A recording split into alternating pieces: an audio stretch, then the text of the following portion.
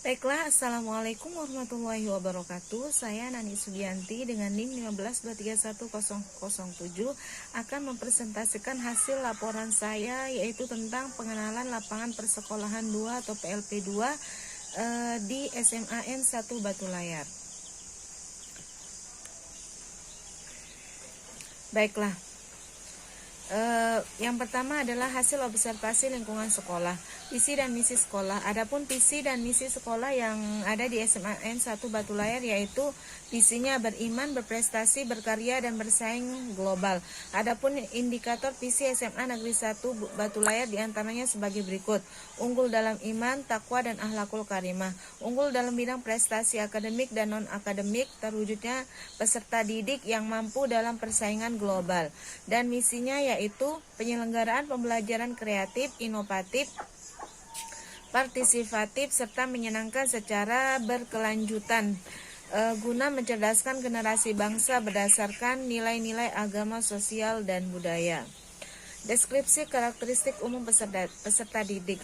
Deskripsi karakteristik umum peserta didik di SMAN 1 Batu Layar jika dilihat dari segi pekerjaan orang tuanya, mereka berasal dari anak petani gunung, pelaut yang penghasilannya tergolong menengah ke bawah dan sebagian besar menggunakan KIP atau Kartu Indonesia Pintar sebagai bentuk bantuan dari pemerintah yang digunakan untuk pembayaran SPP.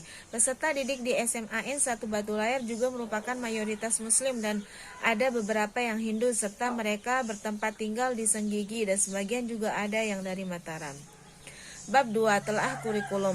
Telaah kurikulum adalah seperangkat rencana dan pengaturan mengenai tujuan, isi, dan bahan pembelajaran serta cara yang digunakan sebagai pedoman penyelenggaraan kegiatan pembelajaran untuk mencapai pendidikan tertentu. SMAN 1 Batu Layar menerapkan kurikulum 2013 di mana kurikulum ini menitik atau memfokuskan siswa sebagai objek pembelajaran. Siswa dituntut untuk lebih kreatif dan lebih aktif sesuai dengan tujuan dari kurikulum itu sendiri, yaitu membuat siswa lebih aktif dan kreatif. Di mana dalam kurikulum 2013 atau K13, guru hanya sebagai fasilitator, motivator, mediator teknologi, penyediaan layanan.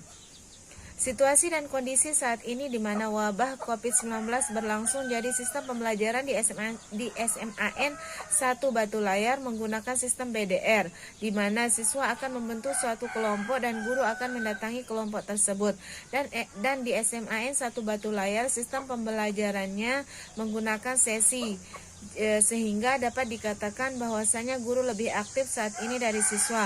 Hal ini dikarenakan pertimbangan situasi dan kondisi saat ini.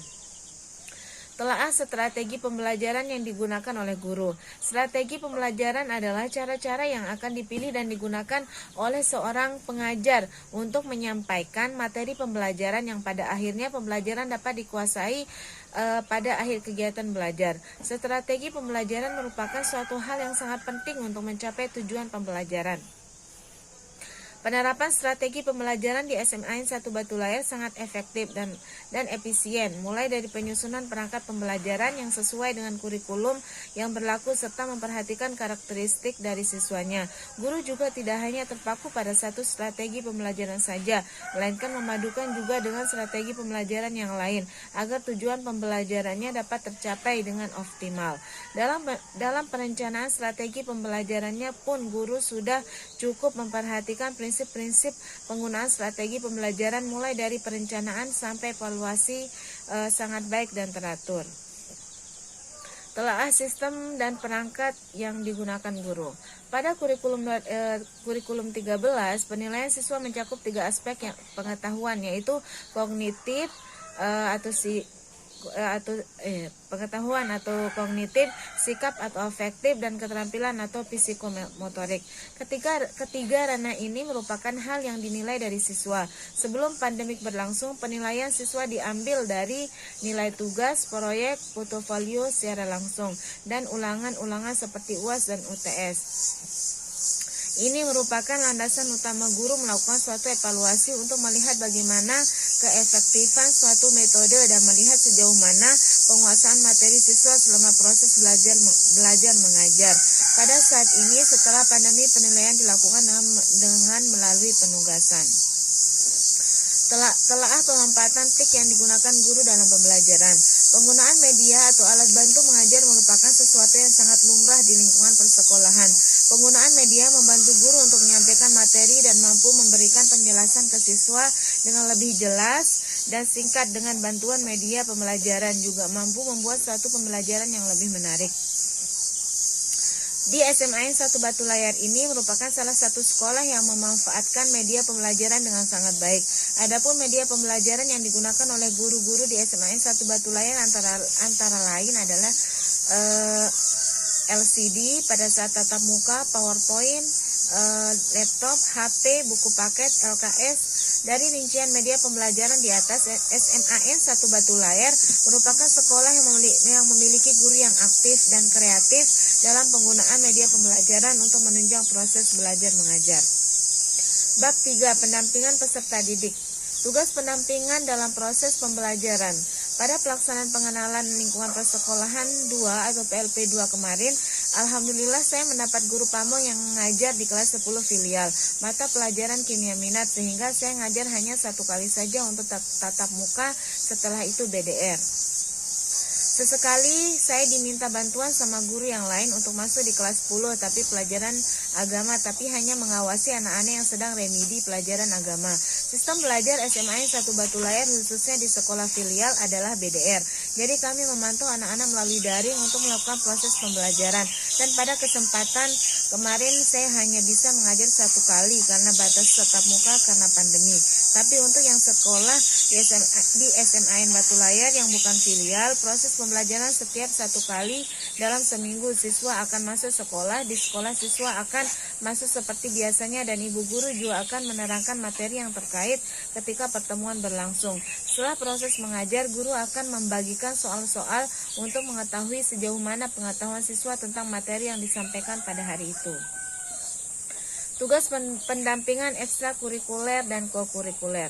Kegiatan ekstrakurikuler merupakan kegiatan yang dilaksanakan di luar jam sekolah, sedangkan kokurikuler ditujukan untuk menunjang proses belajar mengajar. Pembimbingan dari ekstrakurikuler ataupun kokurikuler merupakan tanggung jawab sekolah, sehingga sekolah menugaskan guru atau orang tertentu untuk melakukan pembimbingan. Di SMA 1 Batu Layar ini, tugas pembimbingan ekstrakurikuler atau kokurikuler dilakukan oleh guru, akan tetapi sekarang terpaksa harus di stop atau berhenti mulai dari bulan Maret karena mengingat situasi saat ini wabah COVID-19, sehingga semua kegiatan ekstrakurikuler kecuali gendang belik masih tetap dilakukan pembimbingan, tapi tetap harus memperhatikan protokol kesehatan. Sedangkan untuk kokurikuler tidak ada yang berjalan, akibatnya kami tidak melakukan pembimbingan untuk kegiatan kokurikuler tersebut. Pekerjaan administrasi.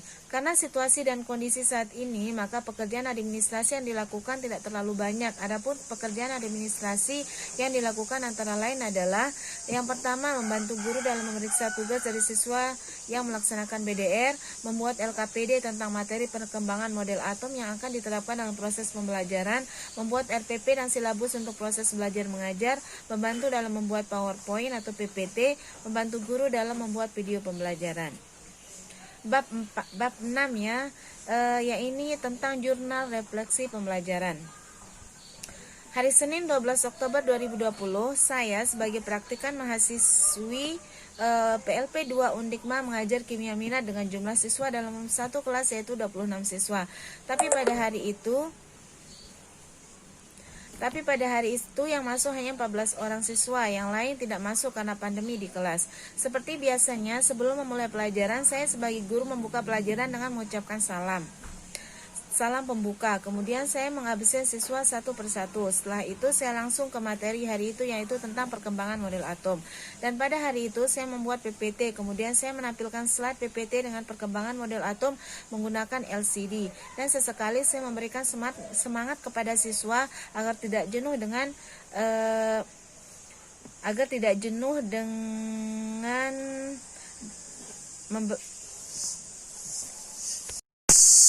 sesekali saya memberikan semangat kepada siswa agar tidak jenuh karena masih kita berada pada saat pandemi ini. Anak-anak begitu antusias, tapi ketika dipersilakan untuk bertanya, maka pada saat itu tidak ada anak-anak yang mau bertanya. Jadi karena jam untuk kimia sudah habis, maka saya menutup pelajaran dengan membuat kesimpulan tentang perkembangan model atom dan mengucapkan salam. Itulah sekilas tentang praktik mengajar di sekolah filial pada kelas 10 kimia minat. Banyak pelajaran yang saya bisa ambil dari proses mengajar tersebut dengan diberikan banyak masukan oleh guru pamong saya. Karena itu pertama kalinya mengajar, jadi begitu banyak kekurangan. Tapi ini adalah awal, semoga kedepannya lebih baik lagi. Terima kasih. Sekian dari saya, laporan presentasi PLP 2. Wassalamualaikum warahmatullahi wabarakatuh.